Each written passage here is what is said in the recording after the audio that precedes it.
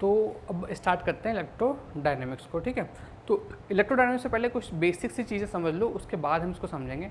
आपने हम जो ईएमटी की थ्योरी है ना, उसमें 3 पार्ट्स में ब्रेक करके पढ़ते हैं। तो जो हमारी ईएमटी है, जो हम ईएमटी इलेक्ट्रोमैग्नेटिक थ्योरी, इसको हम 3 पार्ट्स में ब्रेक करके पढ़ते हैं। पहला जो पार्ट है वो है हमारा कौन सा, इलेक्ट्रोस्टैटिक का।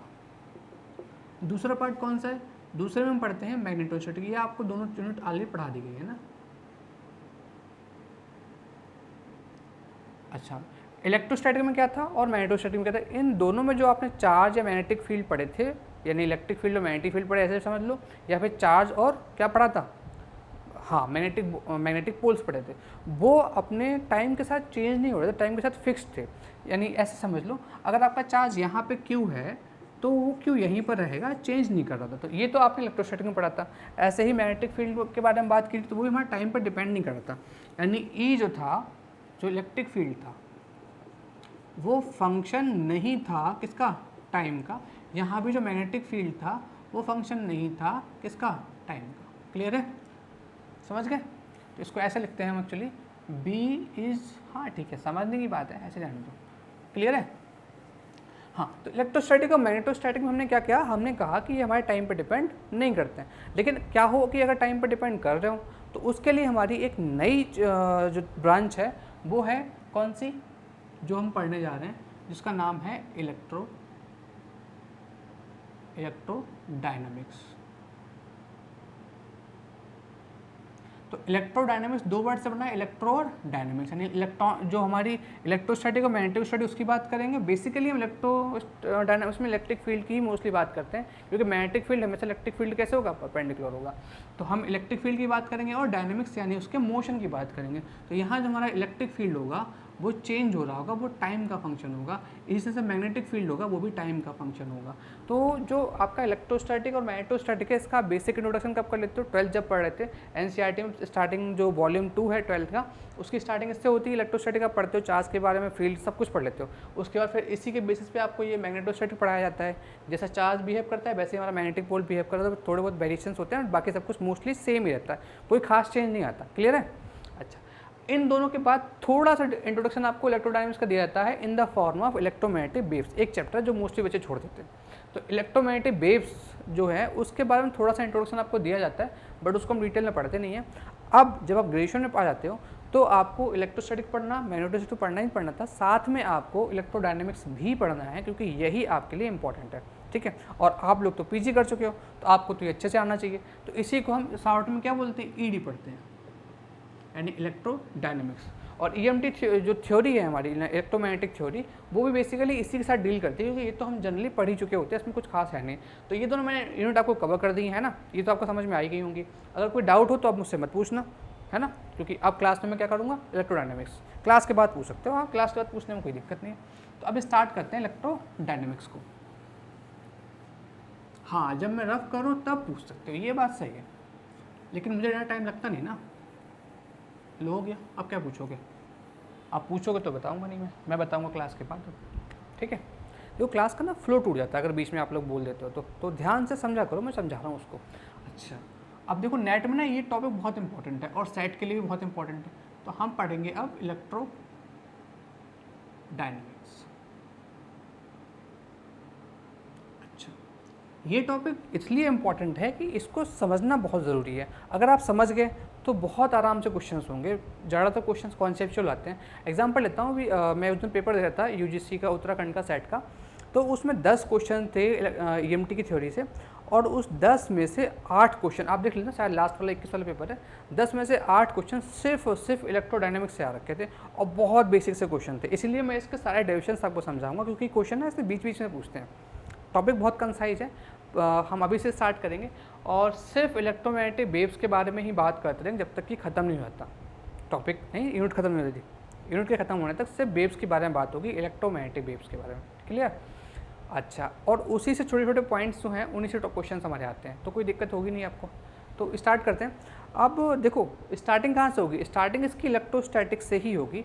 तो इलेक्ट्रोस्टैटिक जब आपने पढ़ाई थी तो आपको सबसे पहले स्टार्ट किया था हमने कौन सा, हमने आपको पढ़ाया था गॉस लॉ। क्या मतलब कहाँ तक हो रहा है, यहाँ तक हो रहा है, ठीक है। तो जो पहला हमने लॉ पढ़ा था वो था कौन सा, गॉस लॉ इन इलेक्ट्रोस्टैटिक।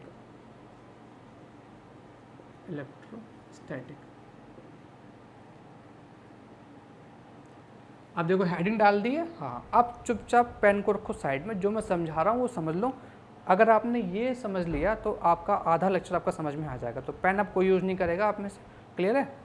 देखो ध्यान से, इलेक्ट्रोस्टैटिक में आपने पढ़ा था, थ्योरी में नोट कराऊंगा नहीं क्योंकि आप ये टॉपिक ऑलरेडी पढ़ चुके हो, लिख भी चुके हो। देखो ध्यान से, सपोज करो एक चार्ज है Q, प्लस Q हो सकता है, माइनस Q, कोई सा भी हो सकता है।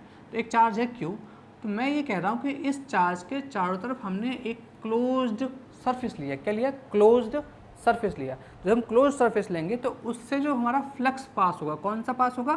फ्लक्स। फ्लक्स को हमने नोट किया है किससे? फाई से। तो जो क्लोज पास से सरफेस से फ्लक्स पास होता है उसको हम बोलते हैं Q upon epsilon not. Theorem क्या कहती है? थ्योरम आपको याद ही होगा कि जो सरफेस हमारा है क्लोज सरफेस, उससे जो हमारा फ्लक्स पास होगा वो चार्ज का 1 अपॉन एप्सिलॉन टाइम्स होता है। क्लियर है? याद होगा ना? तो वही चीज़ यहाँ भी है, सेम वही हम समझ रहे हैं। तो जो हमारा फ्लक्स पास हो रहा होगा वो होगा Q अपॉन एप्सिलॉन नॉट। अब एक चीज़ सोचो, अगर इसका वॉल्यूम हो क्या? B, ठीक है, तो और इसकी जो चार्ज डेंसिटी है वो रो है। तो अगर मैं इसका वॉल्यूम इंटीग्रेशन कर देता हूँ तो इसकी वैल्यू क्या चार्ज के इक्वल आएगी कि नहीं आएगी? बिल्कुल आएगी। तो इसको मैं फाई इक्वल्स टू नोट कर सकता हूँ 1 upon epsilon not integration V row dV। कोई दिक्कत यहाँ तक? अच्छा, फ्लक्स के बारे में एक प्रॉपर्टी आप ऑलरेडी पढ़ चुके हो कि जो हमारा फ्लक्स है इसको हम ऐसे भी डिफाइन करते हैं, phi equals to E dot ds। Clear है?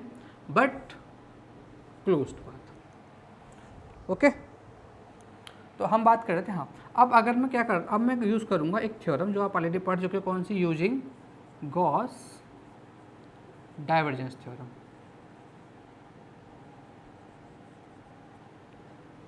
CE है ये।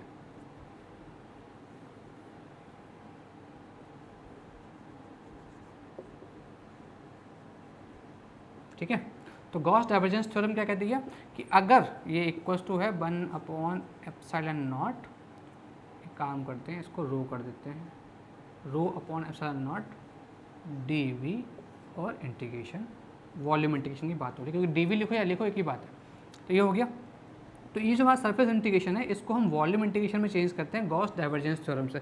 दो थ्योरम्स आपको पढ़ाई गई हैं, कौन कौन सी? एक डाइवर्जेंस थ्योरम और दूसरी स्टोक्स थ्योरम। तो देखो क्या करना है, तो यहाँ पे हम क्या करेंगे, इसको वॉल्यूम इंटीग्रेशन में चेंज कर सकते हैं डेल डॉट ई करके, यानी कि अगर इसका डाइवर्जेंस ले लेंगे तो हम इसको वॉल्यूम इंटीग्रेशन के टर्म्स में नोट कर सकते हैं। क्लियर है?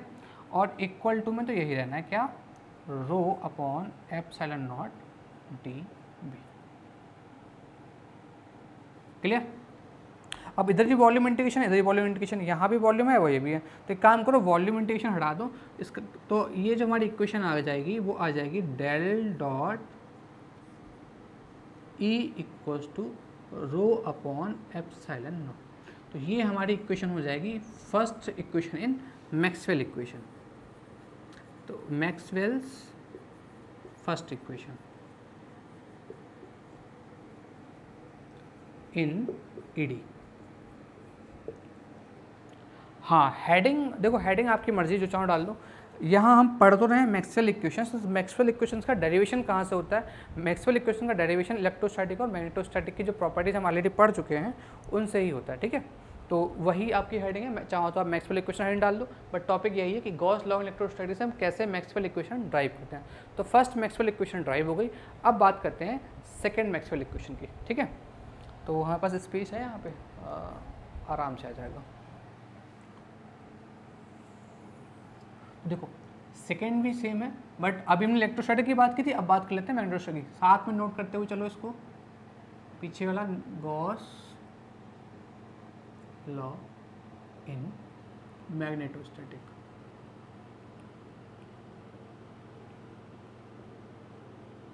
ठीक है,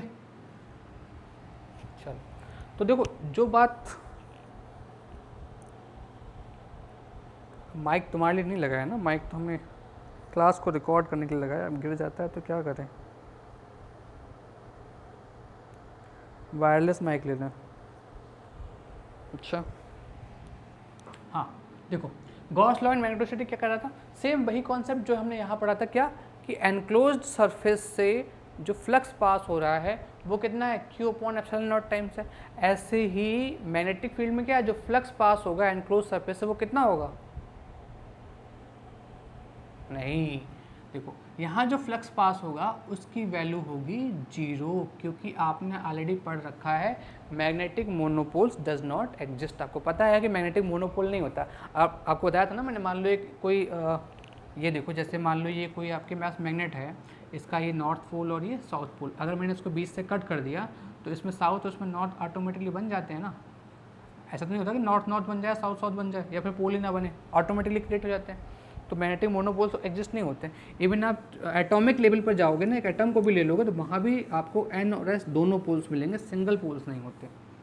तो जो फ्लक्स होगा वो कितना होगा, 0। अब जैसे मैंने यहाँ से यहाँ लिखा था ना, ऐसे ही यहाँ पर मैं बात कर रहा हूँ बी डॉट डी एस की, ठीक है। क्लोज पाथ देखिए बी डॉट डी एस की वैल्यू कितनी हो जाएगी, 0, यानी जो फ्लक्स है वो 0 होता है। वही सेम स्टेप जो यहाँ पे था, यूजिंग, मैंने यहाँ फ्लक्स की लाइन नहीं लिखी, इतना अंडरस्टूड है, आप पढ़ चुके हो यार। यूजिंग गॉस डाइवर्जेंस थ्योरम, तो गॉस डाइवर्जेंस थ्योरम क्या करेगी, इसको सरफेस इंटीग्रेशन को वॉल्यूम इंटीग्रेशन में चेंज कर देगी, और किसके साथ, डाइवर्जेंस के साथ। तो del dot B D V equals to बन जाएगा कितना, 0। और ये इंटीग्रेशन तभी 0 हो सकता है जब इसके अंदर की क्वांटिटी वो क्या हो, 0 हो, यानी कि डेल डॉट बी की वैल्यू कितनी आ जाएगी, 0। ये आपकी क्वेश्चन नंबर 2 बन जाती है, किसमें, आपकी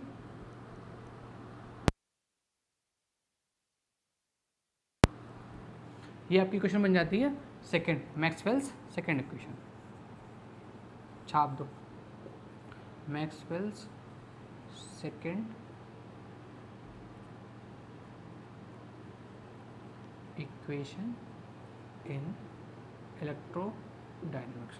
तो आपके पास फर्स्ट इक्वेशन आ गई, सेकंड इक्वेशन आ गई। तो ऑनलाइन वाले आप लोग ले लो स्क्रीनशॉट, क्योंकि आप लोग पेन पेपर लेके तो बैठते नहीं हो, और तुम लोग इनको फटाफट नोट करो। फिर आते हैं अपनी मेन जो थोड़ी सी टफ इक्वेशंस हैं उन पे।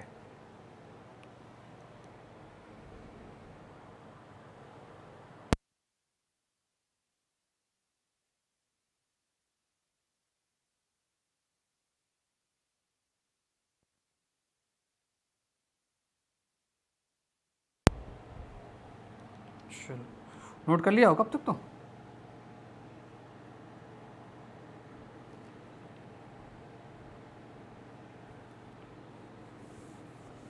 हाँ तो उसको तो नोट करो, तो मैं इस हिसाब करता हूँ।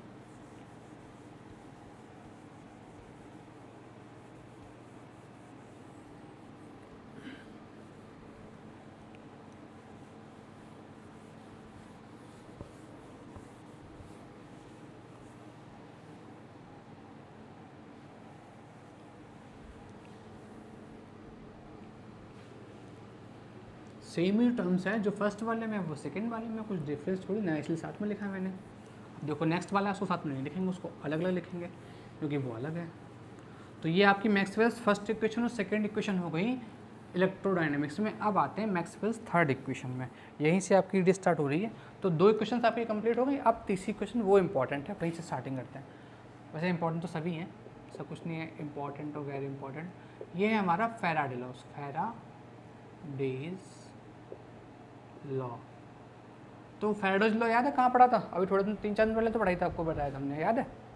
हाँ फैराडे लॉ हमने क्या पढ़ा था, ईएमएफ के बारे में था। तो ईएमएफ में क्या था, देखो ध्यान से, जैसे मान लो हमारा कोई चेंजिंग मैग्नेटिक फील्ड है, ठीक है, या फिर जो हम फ्लक्स चेंज कर रहे हैं, तो फ्लक्स चेंज करने से क्या होगा, एक ईएमएफ जनरेट होता है जिसको हम लिखते हैं माइनस का d∅/dt।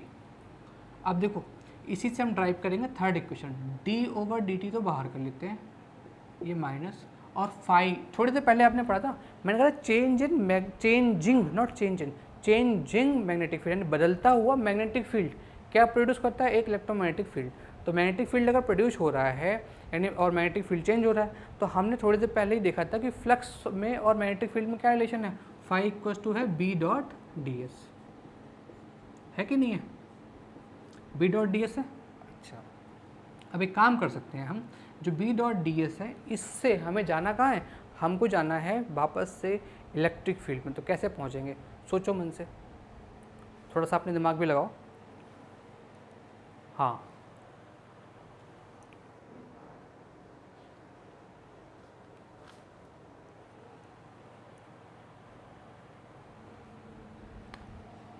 हाँ, इसमें दोनों साइड हमें चेंज करनी पड़ेंगे। तो पहले इसकी बात कर लेते हैं। जो हमारा मैग्नेटिक फील्ड है, तो हम क्या करेंगे, इसका इसके साथ कर लो, किसके साथ में, डी वी बी जो है हमारा, ये तो चेंज हो रहा है टाइम के साथ, तो डी वी रहेगा और डी एस, तो ये बन जाएगा हमारा D B over D T dot D S, और हम इसमें लेंगे सरफेस इंटीग्रेशन। ऐसे इसकी बात, सरफेस छोड़ दो, ऐसे इसकी बात कर लेते हैं। तो जो हमारा ए एम एफ है, इसको भी हम लिख सकते हैं क्या, ई डॉट डी एल वैक्टर, ठीक है। तो ई डॉट डी एल वैक्टर की जब हम बात करेंगे, वो हमारा इससे मैच कर जाएगा। क्लियर है, E dot D L equals to, हाँ माइनस साइन चल रहा है साथ में, तो ये कौन सा है, क्लोज पाथ इंटीग्रेशन अगर मैं लेके चल रहा हूँ ई डॉट डी एल की, तो क्या आ जाएगा, D V over D S. Clear है, यहाँ तक समझ में आ रहा है।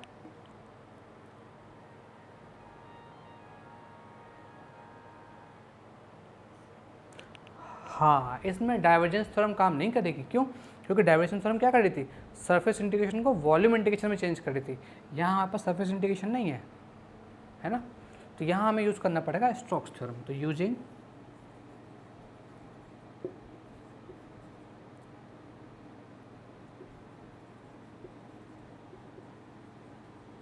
THEOREM थ्योरम, ठीक है। तो स्टोक्स थ्योरम क्या करेगी, इस स्टोक्स थ्योरम से हम क्या करेंगे, इसको सरफेस इंटीग्रेशन में चेंज कर देंगे। देखो यहाँ सरफेस इंटीग्रेशन ऑलरेडी है, यहाँ नहीं है, तो इस लीनियर को हम सरफेस में चेंज कर देंगे। इंटीग्रेशन कैसे, कर्ल लगा के, curl of E dot T S, समझ गए।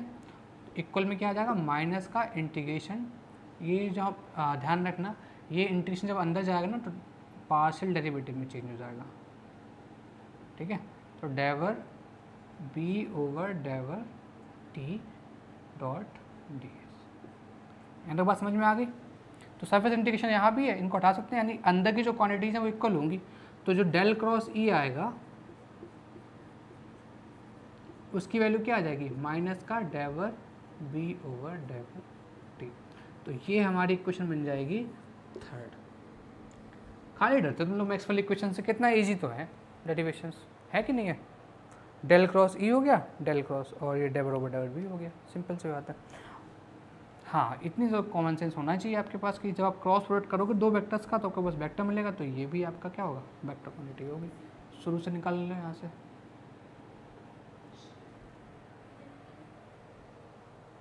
ठीक है। चलो अब बात कर लेते हैं फोर्थ इक्वेशन की, जिसको हम बोलते हैं एम्पियर्स लॉ, फोर्थ वाला।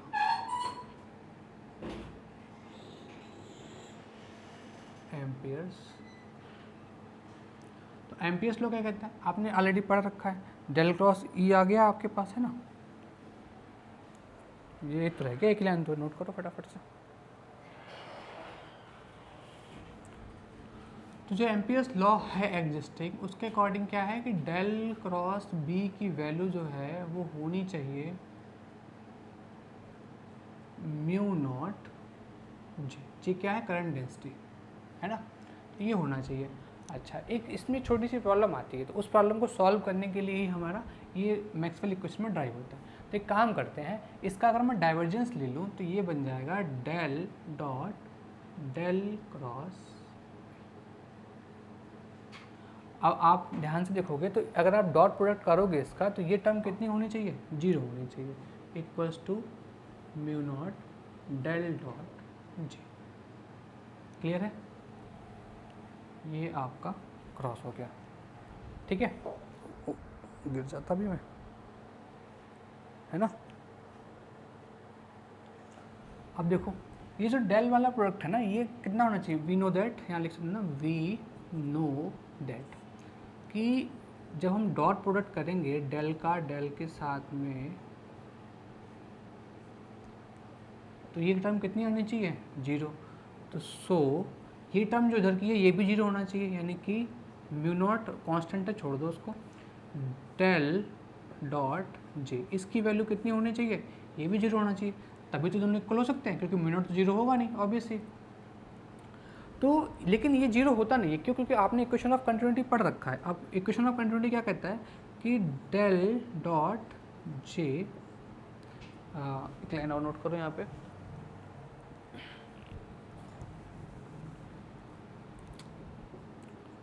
फ्रॉम इक्वेशन ऑफ कंटिन्यूटी, तो जो डेल डॉट जे है प्लस डेवर रो ओवर डेवर टी, इसकी वैल्यू जीरो होती है, इसकी कंप्लीट वैल्यू जीरो नहीं होती। तो जो कंप्लीट वैल्यू जीरो होने का मतलब है कि डेल डॉट रो की वैल्यू कितनी है, ये है। अब ये तो जीरो है नहीं, इसलिए हमें क्या करना पड़ेगा, इस लॉ में थोड़ा सा करना पड़ेगा मॉडिफिकेशन, ताकि हमारी इक्वेशन सही हो जाए। अभी हमारी इक्वेशन सही नहीं है, ये इक्वेशन सही है लेकिन कब, जब हम बात कर रहे हो इलेक्ट्रोस्टैटिक में, यानी जहाँ हमारा चेंजिंग इलेक्ट्रिक फील्ड ना हो। क्लियर है? ये इक्वेशन क्या कह रही थी, ये कह रही थी कि चेंज इन मैग्नेटिक फील्ड, अगर हमारा मैग्नेटिक फील्ड चेंज हो रहा है तो उससे एक इलेक्ट्रिक फील्ड जनरेट होगा। ठीक है, अब इसी तरह से हमारा एम्पियर्स लॉ भी इसी तरह से कुछ आएगा कि चेंज, जो हमारा मैग्नेटिक इलेक्ट्रिक फील्ड चेंज हो रहा होगा तो वहाँ भी हमारा मैग्नेटिक फील्ड जनरेट होगा। ये क्या कह रहा था, ये कह रहा है कि जो करंट प्रोड्यूस हो रही है हमारे इलेक्ट्रोस्टैटिक में, जहाँ पे चेंजिंग इलेक्ट्रिक फील्ड नहीं है, तो उसकी वजह से कोई टर्म यहाँ पे थी नहीं। बट जब हम बात करेंगे चेंजिंग इलेक्ट्रिक फील्ड और चेंजिंग मैग्नेटिक फील्ड की, तो यहाँ पे एक्स्ट्रा टर्म में लानी पड़ेगी। तो डेल डॉट जे की वैल्यू कितनी आ जाएगी, माइनस का डेवर रो ओवर डेवर टी। यहाँ तक नोट कर लिया हो तो आगे बढ़े, यहाँ तक नोट करो फटाफट से। इधर खड़े होने में क्या दिक्कत है, इधर नोट कर लेना ऑलरेडी।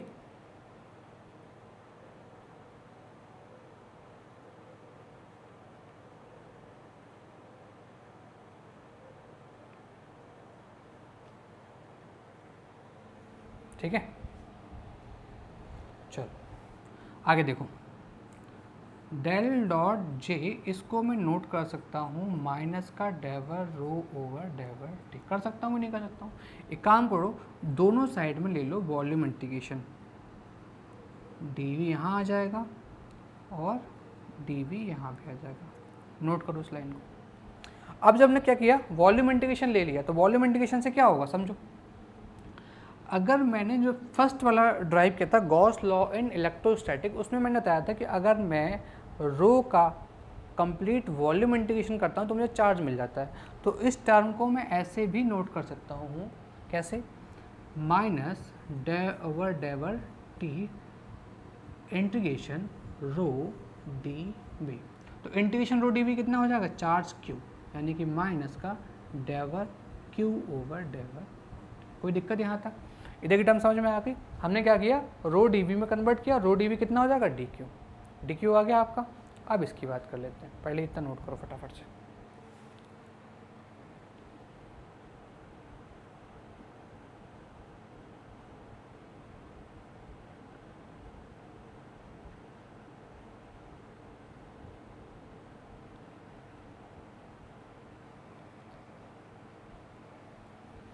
तो इसको हम कुछ ऐसे भी नोट कर सकते हैं, ये जो हमारा डेल डॉट जे था, अगर मैं इसका वॉल्यूम से सरफेस में जाना चाहूँ तो ये बन जाएगा क्या, डेल हटा दो, उल्टा कर रहे हैं। अभी तक हम क्या कर रहे थे, सरफेस को वॉल्यूम में चेंज कर रहे थे, यहाँ वॉल्यूम को हम सरफेस में चेंज कर लें, तो ये बन जाएगा हमारा closed path surface integration J dot D S कह लो या फिर डी ए, कुछ भी कह लो।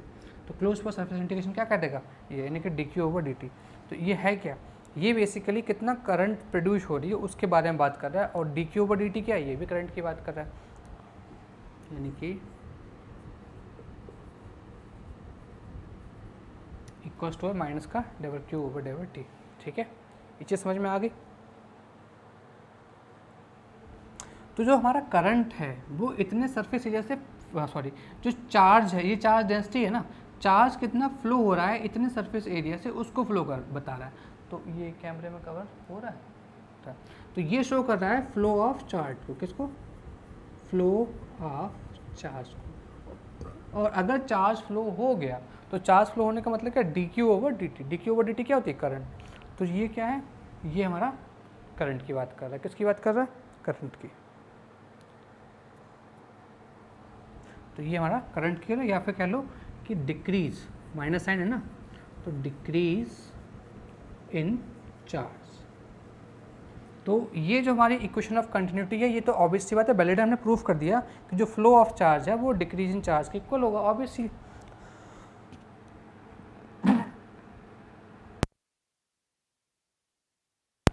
हाँ, तो फ्लो ऑफ चार्ज जो है वो डिक्रीज इन चार्ज के इक्वल है, यानी इस किसी भी रीजन, उस रीजन के लिए हमारी इक्वेशन ऑफ कंटिन्यूटी तो वैलिड है। अगर ये इक्वेशन वैलिड है, इसका मतलब हमारी ये इक्वेशन प्रॉब्लम करी। तो इस इक्वेशन को मॉडिफाई करते हैं। कैसे मॉडिफाई करेंगे, पहले ये नोट कर लिया होगा, अभी करवा देता हूँ, इसको कर देते हैं रफ।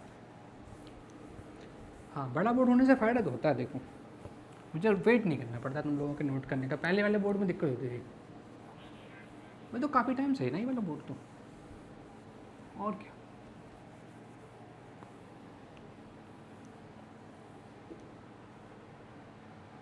ठीक है, नोट कर लिया।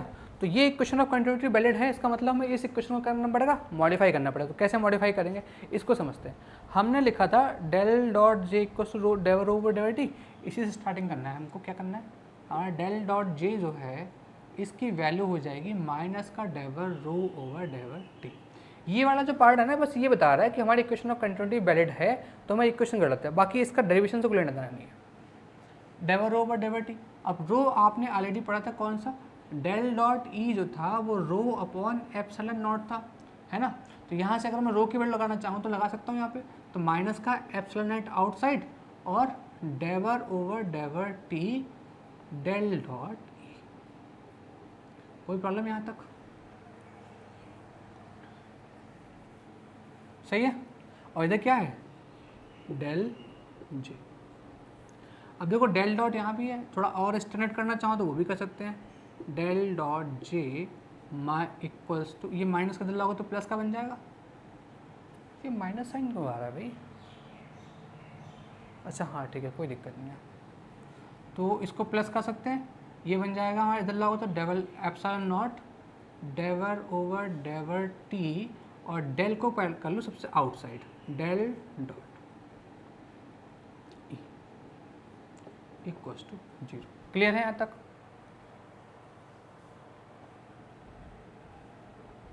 अब इस डेल को मैं बाहर निकाल सकता हूँ, कॉम्बाइन करके लिख दूँ तो कोई दिक्कत है क्या। डेल डॉट ये हो जाएगा जे वेक्टर यानी कि current density plus epsilon naught डेवर ई ओवर डेवर टी। ये जो ई है ना, इसको यहाँ लिख लो, ज़्यादा बेटर समझ में आएगा, ठीक है, इक्वल्स टू 0। अब अगर ध्यान से देखोगे तो हमने क्या कहा कि हमारे पास एक तो जे ऑलरेडी था, ये कुछ और आ गया, इसको हमने नाम दे दिया है जे डी। तो ये हमारी स्टैटिक करंट थी और ये होगी डिस्प्लेसमेंट करंट। जब मैं इसका डॉट प्रोडक्ट कर रहा हूँ डेल के साथ में, तब मुझको कम्प्लीटली 0 मिल रहा है। पहले क्या था, पहले सिर्फ जे को कंप्लीट कर मैं 0 करना चाह रहा था, बट एक्चुअल में क्या है, इस जे के साथ में कुछ और भी आ रहा है, उसके साथ जाकर डॉट प्रोडक्ट हमको 0 मिल रहा है। तो जो जे डी आया इसको हम बोलते हैं डिस्प्लेसमेंट करंट डेंसिटी। क्लियर है। तो ये टर्म आपके वहाँ पे चेंज हो जाएगी। तो वेयर जे डी एच क्या है, ये डिस्प्लेसमेंट करंट, ठीक है।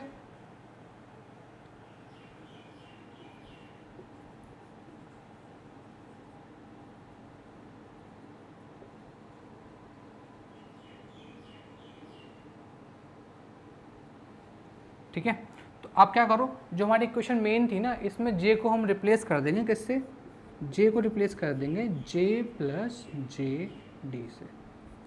Okay, obviously okay. तो हमारी इक्वेशन बन जाएगी del cross B equals to mu naught J plus mu naught epsilon naught डेवर ई ओवर डेवर टी। और ये है इक्वेशन नंबर 4। तो ये है मैक्सवेल्स 4th इक्वेशन।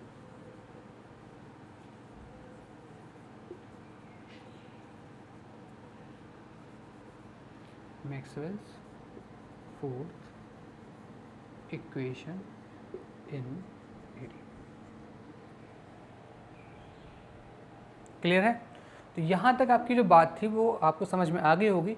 ये पूरा नोट कर लो, पहले ये नोट करना एंड देन ये वाला। हमने क्या किया, हमारे पास जो एम्पियर्स लॉ था उसको हमने पहले चेक किया कि हमारा डेल डॉट जे जीरो है नहीं, बट यहाँ पे अकॉर्डिंग डेल जीरो होना चाहिए था, क्योंकि अगर इधर वाली टर्म जीरो है तो ये भी टर्म जीरो होनी चाहिए थी, क्योंकि ये टर्म तो जीरो है बट ये टर्म जीरो है नहीं, तो क्यों नहीं, इसके लिए हमने पहले ये दिखा दिया कि जो हमारी इक्वेशन ऑफ कंटिन्यूटी है उसकी में कंप्लीट टर्म जीरो होती है बट एक सिंगल टर्म जीरो नहीं होती।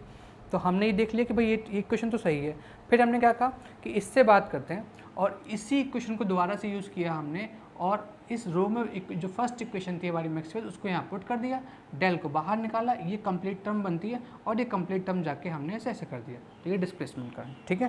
तो ये हमारा कुछ फाइनल इक्वेशन बन के आ जाती है डेल क्रॉस बी, ठीक है। तो ये मैक्सवेल इक्वेशन थी। अब हमने जो मैक्सवेल इक्वेशन पढ़ी है अभी, ये जो मैक्सवेल इक्वेशन ने पढ़ी ये हमारी जनरल मैक्सवेल इक्वेशन है। अब हम क्या करेंगे, जो हमारी मैक्सवेल इक्वेशन है ना ये एम के सिस्टम में है। अब एक पेपर में उन्होंने क्या किया, बहुत स्मार्टली पूछा which of the following Maxwell equation is wrong, और उन्होंने चारों में से तीन जो मैक्सवेल इक्वेशन थी वो दे दी सीजीएस में। तो सीजीएस में इनकी फॉर्म्स थोड़ी चेंज हो जाती हैं, तो उस फॉर्म को लिख लेते हैं, है ना, क्योंकि वो इंपॉर्टेंट है समझने के लिए ना। पेपर में आएगा तो आप तो सोचोगे ये तो इक्वेशन गलत है, बट एक्चुअल में वो सही होती हैं, बट सीजीएस में सही होती हैं, एमकेएस में नहीं, ठीक है।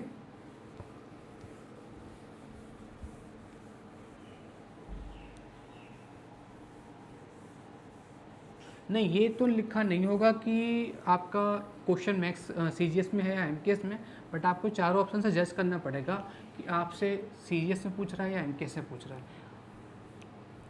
मतलब कुल मिला के क्वेश्चन सही होनी चाहिए, चाहे सीजीएस में हो या फिर एमकेएस में हो, दोनों में से किसी में भी लिखिए, उससे फ़र्क नहीं पड़ता है।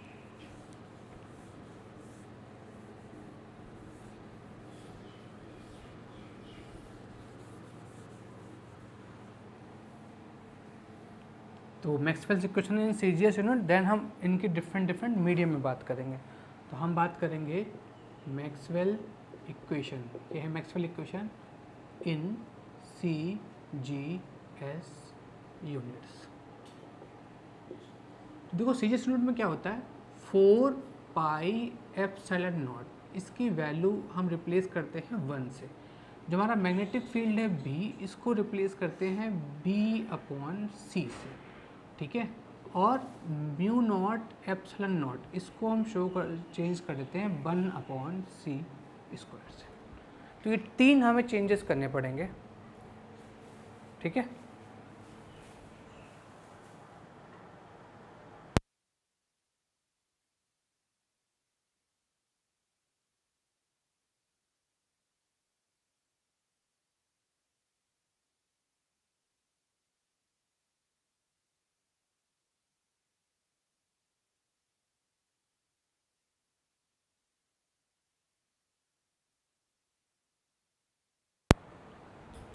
तो सीरीज नोट में क्या होंगी इसको समझते हैं। तो इसके लिए पहले एक बार क्या करते हैं, समराइज कर लेते हैं। जो हमारी मैक्सवेल इक्वेशन थी वो कौन कौन सी थी। पहली इक्वेशन थी, first equation, del dot E equals to 0। Second equation है del dot B equals to 0, हाँ ये 0 नहीं है, rho upon epsilon naught. Third equation है डेल क्रॉस ई, इसी सीक्वेंस में से याद रखना, del cross E equals to minus का डेवर B/डेवर T। और फोर्थ इक्वेशन है डेल क्रॉस B, 2 बार डेल कर दिया, 2 बार हमने क्रॉस कर दिया, कर्ल कर दिया, कहने का मतलब ये है। तो इसकी वैल्यू क्या थी, mu naught J plus mu naught epsilon naught डेवर E/डेवर T। ये बताता है हमें कि अगर हम मैग्नेटिक फील्ड टाइम के साथ वेरी कर रहा है तो एक इलेक्ट्रिक फील्ड जनरेट होगा। इसी तरह से ये बताता है कि अगर हमारा इलेक्ट्रिक फील्ड टाइम के साथ चेंज कर रहा है तो एक मैग्नेटिक फील्ड भी प्रोड्यूस होगा। क्लियर है। तो फर्स्ट इक्वेशन में मॉडिफिकेशन करते हैं। देखो फर्स्ट इक्वेशन क्या है, फर्स्ट इक्वेशन है डेल डॉट ए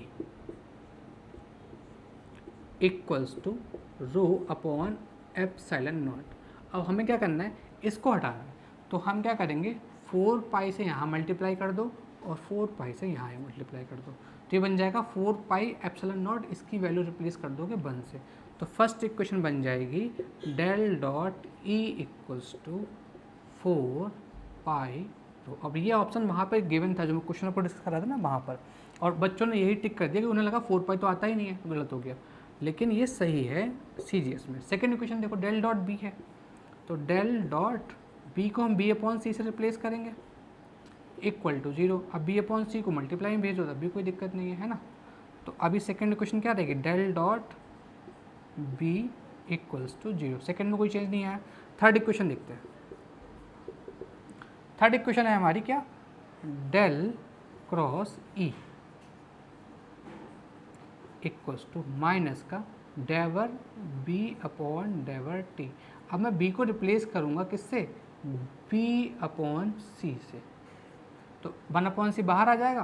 तो इक्वेशन बन जाएगी del cross E equals to minus 1 upon C del B over डेवर T. Clear है। अब बात कर लेते हैं हम फोर्थ वाले की। तो फोर्थ इक्वेशन क्या कहती है, ये कहती है कि डेल क्रॉस बी जो है हमारा, इसकी वैल्यू है म्यू नॉट जे।